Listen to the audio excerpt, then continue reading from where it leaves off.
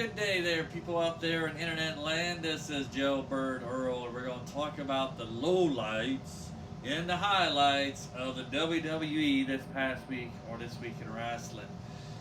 So you're probably wondering why you should listen to me, a normal guy who occasionally watches wrestling. Well, I'll tell you why. It's because I flip tables.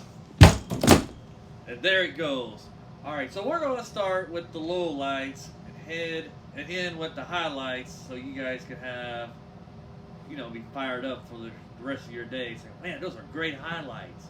Unfortunately, I don't have any video for you, so it's just going to be me explaining your highlights. So you have to use your imagination about the lowlights and the highlights.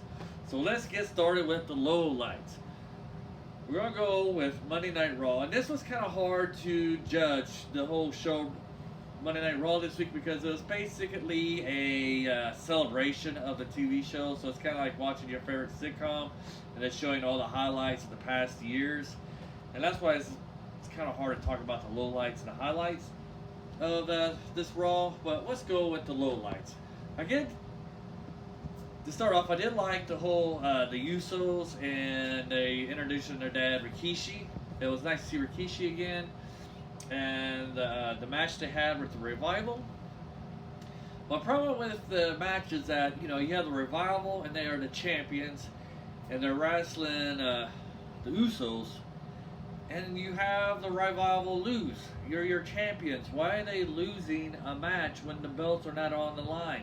It blows my mind. I hate it. It diminishes the whole significance of the belts.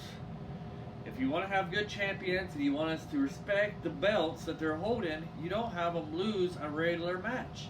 Now, if you wanted to add a third person to the match, which you might be able to, I don't think Rikishi's in the shape to be an actual wrestling match now that he's probably in his 60s and well past his prime. But if you want the Revival to be a match where they lose, give them a third partner and have a third partner lose. It's when you have the champions lose, it diminishes the significance of having a belt. And I just can't stand it when WWE does that. It goes on to carry on another low light I had. We're going to move on to the next night with Nakamura. The reason I'm moving on with Nakamura on SmackDown is because it's basically the same thing with him and Apollo Crews. This time Nakamura wins, he has a belt and he wins, but we've seen Apollo Crews lose to everybody, and sometimes he doesn't even give sometimes it's a squash match when he loses. So why is he giving a champion like Nakamura a hard time when Nakamura should easily just crush Apollo Crews? I like Apollo Crews. I like his in-ring skills, and I like that he was able to show those off, but I would rather see Apollo Crews do that to another competitor who doesn't have the belt. I mean, it's not like Apollo Crews is a top contender for the United States belt or anything. He's lower tier. So Nakamura should have been able to easily defeat him. Instead, he had a hard time defeating Apollo Crews. I don't think that's booking Nakamura very well. And besides, Nakamura, he's been up and down with the crowd. He should have been able to crush Apollo Crews, able to build Nakamura up. And if you wanted us to start to cheer for Apollo Crews more, put him with a different competitor and have him either win or be a tough competitor with somebody else, but not with the champion. One problem I keep seeing with WWE is that they don't treat their champions right. You gotta have your champions strong. Goes on, the Iconics didn't wrestle, but every time they wrestle, they lose. Why even give them a tag team belts? It diminishes the women's tag team belts. Another low light, for me anyways, I don't know about you guys, is Mustafa Ali.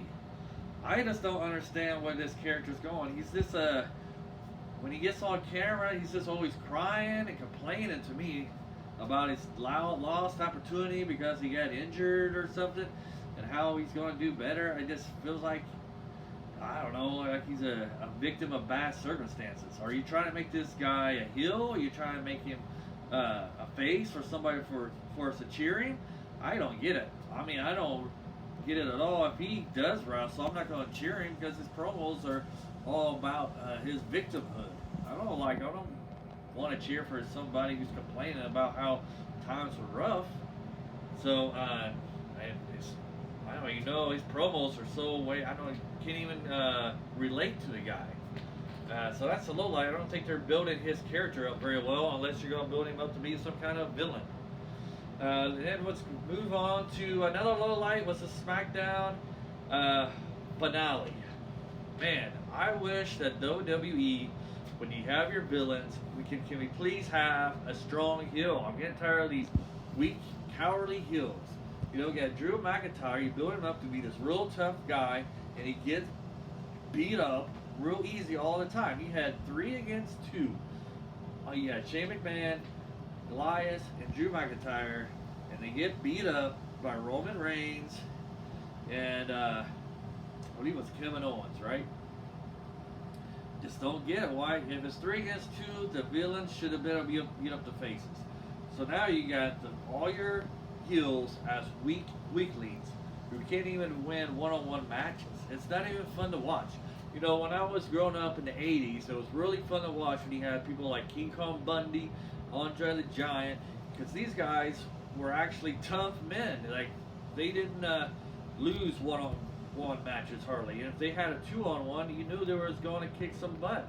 It's just terrible. I want a strong heel where I can actually think that if they face your strong heroes, your faces, that they might actually win. But when you keep on having them get beat, even though when they got the numbers, it just destroys the whole storyline. It's like, why am I watching this? It's so frustrating.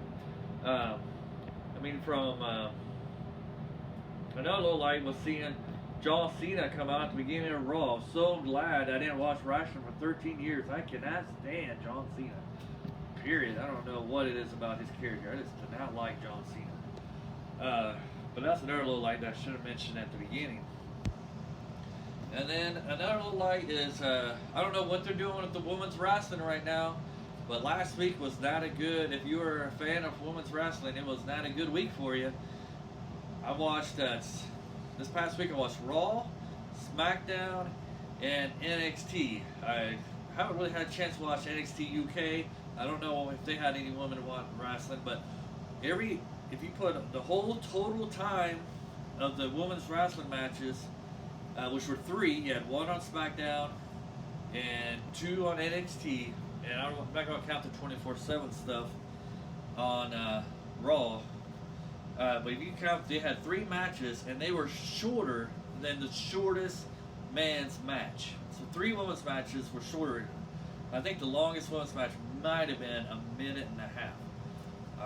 Don't even have it on TV. And it's not like you didn't have good matches. I'm pretty sure Charlotte Flair and Ember Moon could have put on a pretty good 5-minute match, 5 to 7 minute match, which is typically your normal match, for your Saturday, Monday and Tuesday night. Even just during regular time, sorry. Kind of losing track there, but it was terrible. And so next week, if the same thing happens this following week, I might make a video about women's wrestling, the state of it, and why they're not be getting much camera time. But a lot of it is you don't really have 4, maybe 5 really good women who could carry on a match for long periods of time. Let's be realistic. A lot of those matches are kind of cringe-worthy. I'm not really a social justice warrior. I'm just mentioning that the women's matches this week, you had 3 of them, and the grand total, the length of all of them, might have been 3 minutes. And we're talking about you had Io Shirai on the NXT, and you gave her like 30 seconds of a match before he got interrupted. It does seem like they're trying to build on something more with some of these women's matches. I'm not sure. So let's go on to the highlights. Let's go on to build up the highlights. I do kind of have on one of my lists of highlights is a highlight and a low light, but after that, it's pretty much all highlights. Let's go with the highlight on Monday Night Raw. The 24/7, I liked it. It was entertaining. It was nice to see these old, I guess these wrestlers from the past get involved, both the male and the female. It kept me wanting more. I'm not really sure if the 24/7 is a good thing or a bad game, but a good thing or a bad thing. But it is very entertaining, and I'll make a video about that later on about the 24/7 and what I think about it. But yeah, 24/7 I think it's good. I think it's one of the things that everybody looks forward to when they watch Raw and SmackDown. Whether that's a good thing or a bad thing, I don't know. Let's go with Samoa Joe. I love Samoa Joe's promo on Raw. Anytime he does a promo, it's great. He can work talking to Mike with the best of them. It really makes you feel like he really doesn't like the guy that he's getting ready to wrestle. I mean, and I love talking about in the past when he had that storyline with AJ Styles and he made it all personal about the family thing. It was really good. It really made you really want to hate Samoa Joe. My problem with Samoa Joe is, though, I feel like they're kind of ruining him as a wrestler, as a character. He's this big, tough dude that you don't want to mess with, but every time he gets in the ring, you have him lose. I just don't understand why they ruin these guys, these top heels, and making them so weak. It just blows my mind. I don't want to watch a weak heel every once. I would like to see people who are bad really beat up people. It makes it so much better when they lose. It gives you that gratification, like, all right, you finally got beat. I mean, just like going back to way back in the 80s. I don't even like Hulk Hogan very much, but I keep on bringing up his match with him and King Kong Bundy and how those went back and forth. And King Kong Bundy was a big guy, he was a mean dude, so it was great to see Hulk Hogan beat him. We just don't get that anymore. So let's move on to Bray Wyatt. I think that was a great highlight. Him in the ring with Mick Foley, and this and how the powers went out. Just like the week before when they did it. Not the week before, I should say, the pay-per-view before. Was it pay-per-view? I'm sorry. Get kind of mixed up. But before, when he did it with Finn Balor, you see him in the middle of the ring, and he gives Mick Foley the claw. I mean, that was great. I see that they're going to have a match between him and Finn Balor in SummerSlam.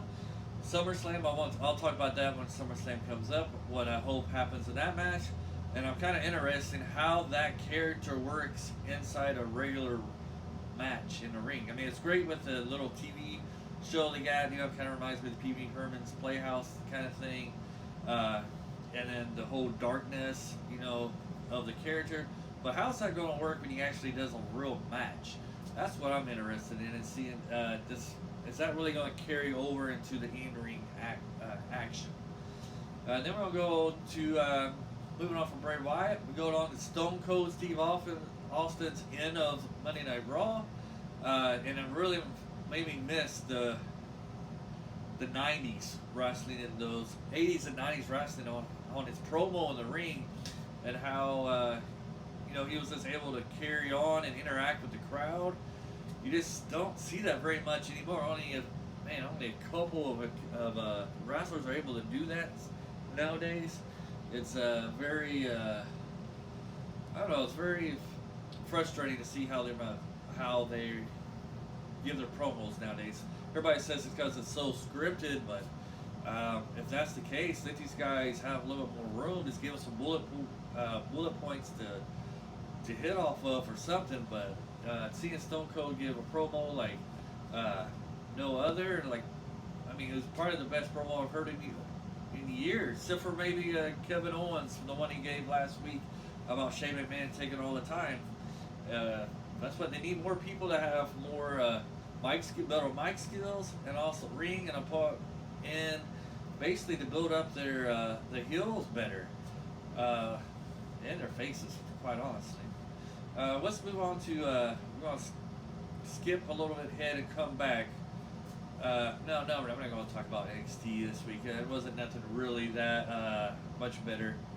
So we're gonna go on to Kevin Owens and how Kevin Owens, I think they're trying to make him like Stone Cold Austin the second. I mean, he's giving a really good promos. They're getting him to interact with the management and taking out the management, and it's and I like it. I like Kevin Owens. I like everything. I like his in ring, what he does inside the ring. I like when he talks. I'm really engaged in his character.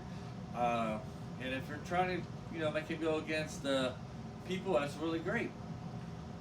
And then we're gonna go on to finish it with Miz TV. And I guess one thing I want to say about Miz TV, the highlight all was with Shawn Michaels. And again, how these guys from the past are showing these new guys what to do, and how Shawn Michaels can actually throw a punch. You don't see very many punches thrown anymore. I mean, it looked like a legit punch he threw and connected on. And nowadays, I guess they try to do the elbow thing, but every once in a while, it's nice to see somebody, throw a punch at somebody. I don't want to see it all the time, and it is if you're doing a legal match, how it is illegal, but the referee can step in there. But if a good heel throws a good punch, it's really good. So that's my lowlights and my highlights. I hope you enjoyed it. If you have any comments, leave a comment down. Leave some comments. If you enjoy this content, please subscribe. Hit the subscribe button and the notification button. I try to do one of these kinds every Friday. And thank you and have a good day.